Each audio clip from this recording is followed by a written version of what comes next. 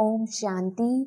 3 दिसंबर 2022 के महावाक्य हैं, मीठे बच्चे, अब कलयुग की रात पूरी हो रही है। नवयुग बनाने बाप आया है, इसलिए तुम जागो। बाप की याद से अपने विकर्म विनाश करो। प्रश्न: जिन बच्चों की बुद्धि सतो प्रधान बनती जाती है, उनकी निशानी क्या होगी? उत्तर: उन्हें दूसरों को आप समान बनाने के ख्याल आते रहेंगे। वह अपना और दूसरों का कल्याण करने की युक्तियां रचते रहेंगे, दिन रात सर्विस में लगे रहेंगे। दूसरा प्रश्न: तुम बच्चों को बड़े ते बड़ी कौन सी कारोबार मिली हुई है? उत्तर: सारी दुनिया को बाप का परिचय देने की कारोबार बहुत बड़ी है। कोई भी आत्मा बाप के परिचय बिना रह ना जाए। रात दिन चिंतन चलता रहे कि कैसे किसको समझाएं, शंख ध्वनि करें। गीत: जाग सजनिया जाग। ओम शांति। यह किसने जगाया? सजनी कहने वाला कौन है? बच्चे जो समझते हैं कि बेहद का बाप एक ही है, जिसका असली नाम शिव है। बाकी जो अनेक नाम रखे हैं, वह सब है भक्ति मार्ग की। राइट नाम एक ही शिव है। जयंती भी मनाते हैं, वह हो गई परमात्म जयंती। गाते भी हैं निराकार शिव जयंती। आत्मा को जब शरीर मिलता है, तब उस शरीर का नाम पड़ता है, और शिव तो आत्मा का ही नाम है। उसको कहा जाता है सुप्रीम सोल। सोल का नाम क्या है? नाम गाया हुआ है शिव। गाया भी जाता है शिव जयंती, आत्मा की जयंती नहीं कहेंगे। गीता का भगवान तो शिव निराकार है। श्री कृष्ण शरीर का नाम है, देहधारी है ना।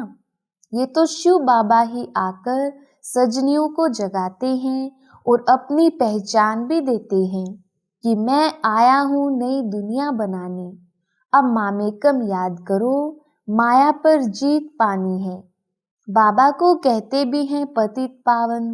देवताएं जो पावन थे, अभी पतित बने हैं। इसलिए सभी पुकारते हैं कि हे पतित पावन आओ, आकर हमें लिबरेट करो। किससे? माया रावण से अथवा शैतान से। मनुष्यों को यह समझ में नहीं आता कि अभी चलना है। नवयुग सतयुग अब आया कि आया। गीत में भी कहते हैं नवयुग, वह है पवित्र दुनिया। बाप आते ही हैं पतित से पावन बनाने के लिए। नई दुनिया को नया युग अथवा सतयुग कहा जाता है। यह है कलयुग पुरानी दुनिया। कुंभकर्ण की नींद में सब सोए हुए हैं, उनको आकर जगाते हैं। माया ने अज्ञान अंधकार की रात में सबको सुला दिया है। अब बाप कहते हैं बच्चे, कुंभकर्ण की नींद से जागो। अभी इस पुरानी दुनिया का अंत है, मौत सामने खड़ा हुआ है। अब रात पूरी होती है, दिन आना है, इसलिए तुम जागो। तुम समझते हो बाबा आया हुआ है। हम भी घोर अंधियारे में सोए पड़े थे। अब बाबा आया है रात को दिन बनाने। बाबा कहते हैं मैं तुम्हारे लिए दिन अर्थात नवयुग बनाने आया हूँ। अब मुझे याद करो तो तुम्हारे विकर्म विनाश होंगे, क्योंकि इस समय सब पतित हैं। सब कहते हैं हमको इस रावण से लिबरेट करो। ये कोई समझते नहीं है कि शैतान का राज्य कब से शुरू होता है। बाप आकर रावण के चंबे से छुड़ाते हैं। कैसे? यह तो बाप ही जब आए तब आकर सुनाए, तब फिर अनुभव से हम किसको समझा सकें। सबको नीचे उतरते उतरते पतित बनना ही है। मुझ पतित पावन को आना ही है संगम पर। दुनिया के मनुष्य तो घोर अंधियारे में हैं। समझते हैं कलयुग की आयु लाखों वर्ष पड़ी है, क्योंकि शास्त्रों में उल्टा लिख दिया है। अब दैवी युग की स्थापना होनी है। दोजक को बहिष्ठ बनाने वाला बाप ही है। बाप कोई दोजक थोड़ी रचेंगे। बच्चों को अब ये पक्का निश्चय है कि बाबा हमको पढ़ाते हैं। बहुत समय से पढ़ाते रहते हैं। अब त्रिमूर्ति शिव जयंती आने वाली है। लिखना है शिव जयंती सो गीता जयंती। श्री कृष्ण जयंती जब मनाते हैं तब गीता जयंती नहीं मनाते हैं। श्री कृष्ण तो छोटा बच्चा है, जब वह बड़ा हो तब गीता सुनाए। त्रिमूर्ति शिव जयंती माना ही गीता जयंती। यह बहुत समझने की बातें हैं। वो लोग गीता जयंती को अलग कर देते हैं क्योंकि समझते हैं श्री कृष्ण तो छोटा बच्चा है, वह जन्मते ही गीता कैसे सुनाएगा। तुम बच्चों को ही बाप बैठ राजयोग सिखला रहे हैं। ये भी गाया हुआ है सेकंड में जीवन मुक्ति। बैरिस्टर के स्कूल में बैठा तो बैरिस्ट्री पढ़ने लग पड़ते। उसमें एमए ऑब्जेक्ट है, मैं बैरिस्टर बनूंगा। बाकी उसमें ऊंच पद पाना यह फिर पढ़ाई पर मदार है। कोई फिर अच्छा पढ़ते हैं तो ऊंच पद पाते हैं, नहीं पढ़ते हैं तो पद भी कम। सारा मदार है पढ़ाई पर। तुम यहाँ मनुष्य से देवता बनने आए हो, परंतु देवताओं में भी नंबरवार मर्तबे हैं। कोई फर्स्ट क्लास, कोई सेकंड क्लास, कोई थर्ड क्लास। यह सब गुप्त बातें हैं, कोई के बुद्धि में आ नहीं सकती। कैसे हम अपना राज्य स्थापन कर रहे हैं। महाभारत लड़ाई भी लगने वाली है, परंतु पांडव संप्रदाय तो लड़ते नहीं। असुर और कौरव संप्रदाय आपस में लड़ झगड़ कर खत्म हो जाते हैं। तो अब तुम बच्चों को पुरुषार्थ करना है, समझाना भी है। बाबा समय प्रति समय डायरेक्शन देते रहते हैं। निराकार परम पिता परमात्मा राजयोग कैसे सिखलाएंगे। जरूर शरीर में आएंगे। बाप श्रीमत दे रहे हैं, बच्चे तुमको याद की यात्रा पर रहना है। मुझे याद करो, यह है योग अग्नि जिससे विकर्म विनाश होंगे। दिन प्रतिदिन तुमको अच्छी अच्छी पॉइंट्स मिलती रहती हैं। पतित पावन की पॉइंट्स भी अच्छी हैं। पतित पावन बाप को बुलाते भी हैं, फिर गंगा में जाकर स्नान करते हैं। तुम लिख भी सकते हो बड़े बड़े अक्षरों में कि पतित पावन तो परम पिता परमात्मा को कहा जाता है। ज्ञान का सागर भी वही है। सारी दुनिया को पावन बनाते हैं।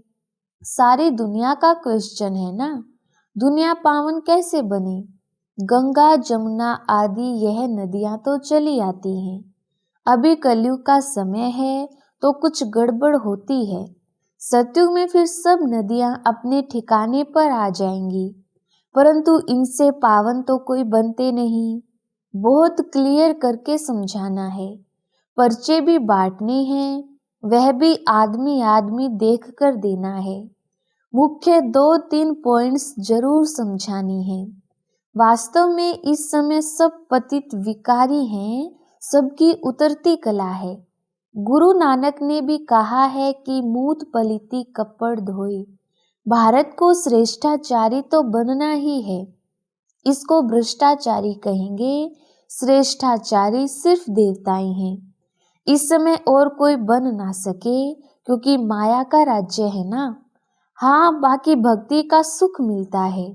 यहाँ रचना भी कोई योग बल से नहीं होती है, विकार से पैदाइश होती है। पहले थोड़े होते हैं, फिर वृद्धि होने से आपस में लड़ते हैं। हरेक को पहले सुख फिर दुख देखना है। यह मनुष्यों की बात है। सतयुग में मनुष्य सुखी हैं तो जानवर आदि भी सुखी रहते हैं। तो बाप समझाते हैं, ऐसे ऐसे लिखो, त्रिमूर्ति शिव जयंती सो श्रीमद् भगवत गीता जयंती। फिर समझाना भी है। जो समझते हैं उन्हों की दिल होती है कि यह बातें दूसरों को भी समझाएं। समझाने बिगर वृद्धि कैसे होगी। ड्रामा अनुसार जिनका जो पार्ट है समझने और समझाने का, वह अपना पार्ट बजाते हैं। भक्ति का पार्ट भी दिन प्रतिदिन जोर होता जाता है। गाया भी हुआ है, जब भंबोर को आग लगती है तब आंख खुलती है। तुम बच्चों को शंख ध्वनि करनी है। रात दिन चिंतन चलना चाहिए, कैसे किसको समझाएं। सारी दुनिया को बाप का परिचय देना कितनी बड़ी कारोबार है। दुनिया कितनी बड़ी है, बहुत धर्म, बहुत खंड हैं। सत्युग में एक ही धर्म होता है, फिर वृद्धि को पाते हैं। ये भी समझते हो प्रजापिता ब्रह्मा द्वारा ही ब्राह्मण पैदा होते हैं। ब्राह्मण वर्ण भी नहीं दिखाते हैं तो पैदा करने वाला भी नहीं दिखाते हैं। तो यह समझाना है, कौरव और पांडव दिखाते हैं। तुम हो ब्राह्मण, प्रजापिता ब्रह्मा कुमार कुमारियां हैं, तो प्रजापिता जरूर चाहिए, जिससे भिन्न भिन्न बिरादरियां पैदा होती हैं। देवता क्षत्रिय वैश्य शूद्र दिखाते हैं, बाकी संगमयुगी ब्राह्मणों को गुम कर दिया है। गायन भी करते हैं त्रिमूर्ति ब्रह्मा, परंतु त्रिमूर्ति ब्रह्मा का अर्थ नहीं निकलता। उन्हों को देने वाला कौन? तुम समझते हो निराकार बाप ने ब्रह्मा मुख द्वारा बैठ समझाया है। ब्रह्मा के मुख कमल से बच्चे पैदा होते हैं। जब तुमको सुनाए तब ब्रह्मा भी सुने। तुम ना होते तो शिव बाबा क्या करते? एक को तो नहीं सुनाया जाता है।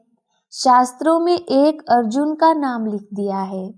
तो जिस समय जो पॉइंट निकलती है उस समय उसी सर्विस में लगना चाहिए। तुम्हें हर बात बहुत क्लियर करके समझाई जाती है, परंतु योग में रहे, पावन बने, यह मेहनत है। विष छोड़ना कितनी मेहनत है। विष पर ही झगड़ा होता है। तो बच्चों को सर्विस पर यह अटेंशन देना है कि पढ़कर पढ़ाना है। इस सर्विस में ही कल्याण है। ओना रहना चाहिए। जो नए आते हैं उनसे फॉर्म भराने वाले बहुत तीखे चाहिए। फॉर्म भराने समय यह भी पूछो, तुम साधना करते हो, मुक्ति धाम जाने चाहते हो ना?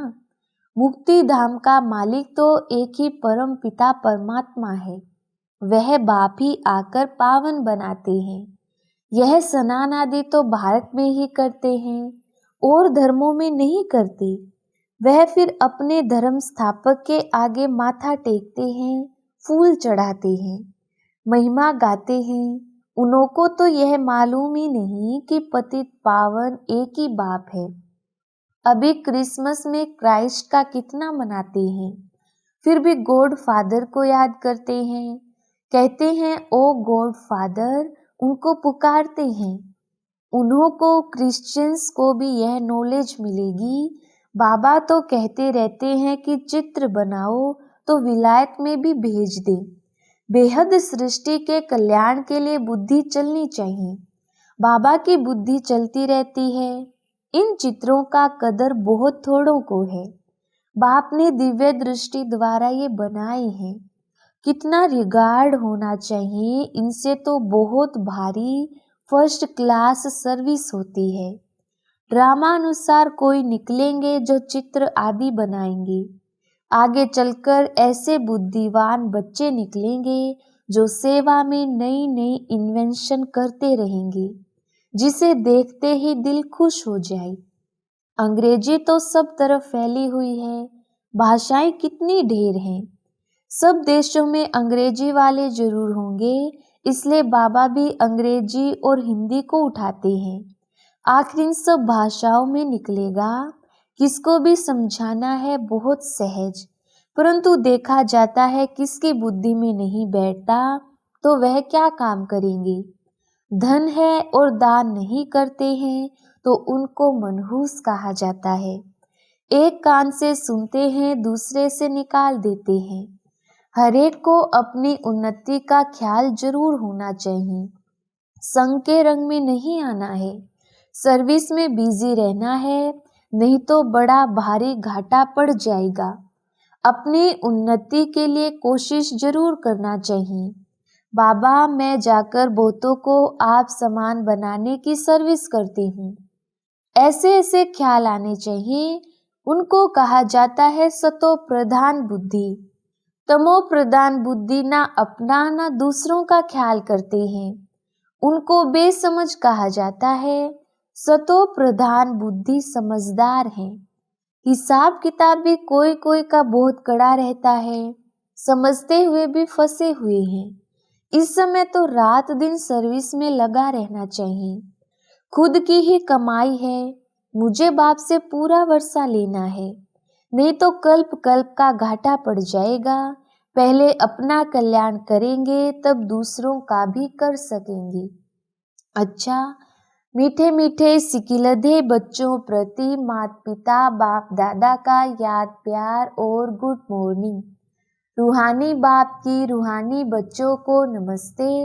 हम रूहानी बच्चों की रूहानी बाप दादा को याद प्यार और नमस्ते जी।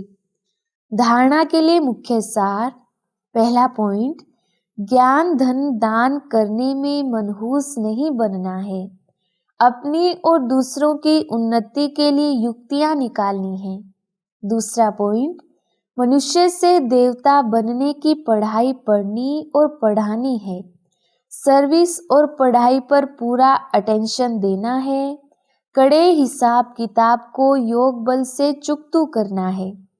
वरदान, याद और सेवा द्वारा अपने भाग्य की रेखा श्रेष्ठ ते श्रेष्ठ बनाने वाले भाग्यवान भव। विस्तार, ब्राह्मणों की जन्म पत्री में तीनों ही काल अच्छे से अच्छे हैं। जो हुआ वह भी अच्छा, और जो हो रहा है वो और अच्छा, और जो होने वाला है वह बहुत बहुत अच्छा। सभी के मस्तक पर श्रेष्ठ तकदीर की लकीर खींची हुई है। सिर्फ याद और सेवा में सदा बिजी रहो। यह दोनों ऐसे नेचुरल हो जैसे शरीर में श्वास नेचुरल है। भाग्य विधाता बाप ने याद और सेवा की यह विधि ऐसी दी है जिससे जो जितना चाहे उतना अपना श्रेष्ठ भाग्य बना सकते हैं। स्लोगन, संतुष्टता की सीट पर बैठकर परिस्थितियों का खेल देखना ही संतुष्ट मणि बनना है। अच्छा, ओम शांति।